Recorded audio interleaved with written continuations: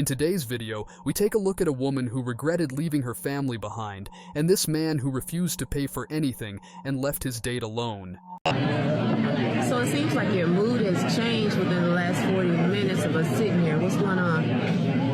Well, keeping it 100, my theory is we've been getting along pretty well these last 3 days. It's our first date, and the waiter or whoever he is, he tells us that it's going to be a 40-minute wait. Actually, you want to stay? You say yes. In a nutshell, you was on your phone, you was on your laptop, and I've been pulling at straws to get conversation from you, and it just put a bad taste in my mouth. And even when I tried to holler at you or speak to you, you put your finger up. I understand you're a lawyer and you got all this stuff to handle, but you don't think that was inconsiderate? I mean, like, that's how I make my money. Okay. You don't think the date started once we physically met one another in the parking lot, or you think the date starts now? I mean, like, it starts now because I'm done talking. I mean, I had to talk to a client. It was an urgent situation. I had to check my emails because my secretary is waiting on me to get back with something. So, I mean, like, I thought maybe you might be a little understanding. Maybe. Well, seeing that I drove an hour and a half here, and I got to drive an hour and a half back, I was under the impression that the date started once I hugged you in the parking lot. And I understand you got this and that going on, but I think I'm going to pass on this date right here. And, you know, it's been a pleasure that you considered even to go out with me. Like, really? Yeah, really. For real. Like, I took time out of my day to come and sit here with you for you to get up and leave me in the middle of a date. Well, you at least 40 minutes of my time on the phone doing your emailing or talking to Papa Smurf or whoever you was talking to. So, but I appreciate it. So she just wasted almost 4 hours of his day, and instead of apologizing for her attitude and conduct, she is arguing that he wasted her Monday, because maybe she has forgotten that when you are on a date with someone, then your first priority is to that person, not to your mobile or your work, and if you can't do that, then don't waste other people's time. And this woman who should not have wasted her ex-husband's money and time. To do? You need to get your own life. You need to cleave away from your husband, cleave away from your children. You're not just the grandma. You're not just the wife. Well, I did it. Here I am on my new bed, my princess bed. And you know what? I felt free. I felt so excited for the first time in years. I don't know, things aren't going that great. I miss my family. I miss being a family. Maybe it's worth just staying miserable if you get your family. Yes, it is worth it. And the thing is, you are never miserable with your family if your family can provide you with even a little bit of peace and harmony, but she wasn't going to get it without ruining her life. And now by uploading this video, not only has she outed herself but also brainwashed other women into doing the same things as her, as we see in this clip here. So social media caused me to get a divorce. Like, that's dumb, that's a mistake.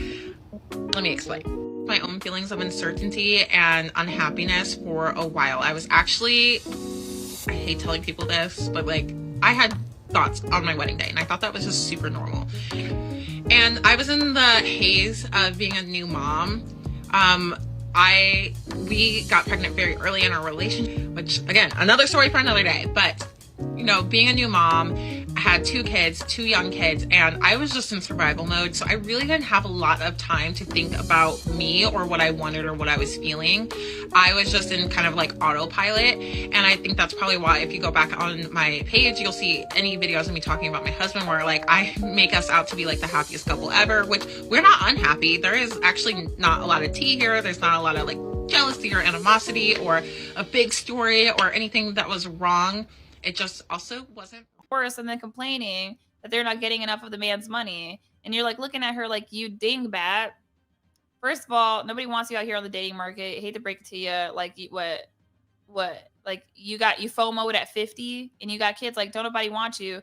And on the other side, it's like, you would have had more money if you stayed with him.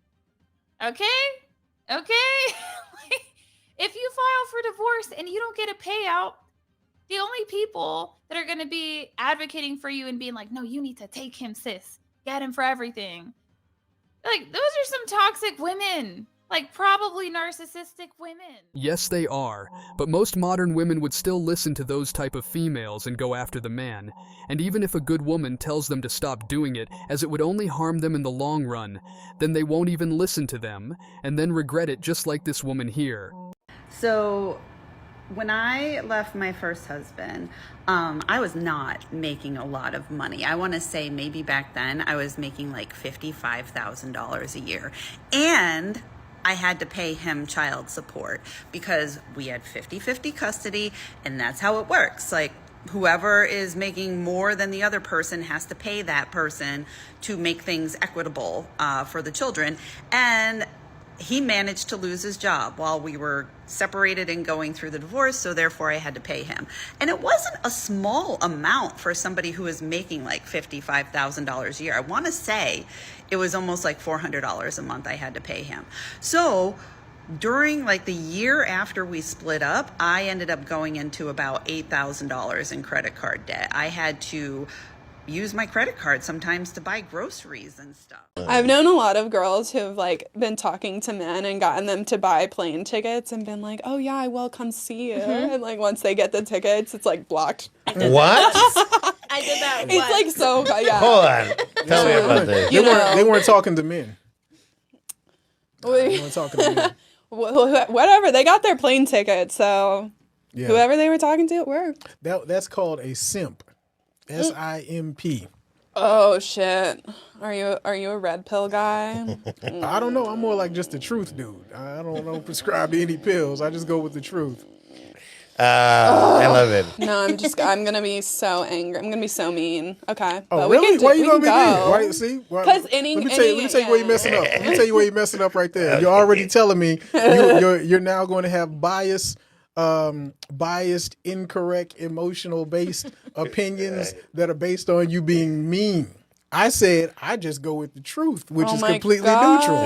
How original, calling a woman emotional and saying her judgment's clouded by emotion. What an original take. Never heard that sounds before. Like that's like me saying that sounds like, hey, you just called a camera a camera. That's unoriginal, but isn't it still a camera?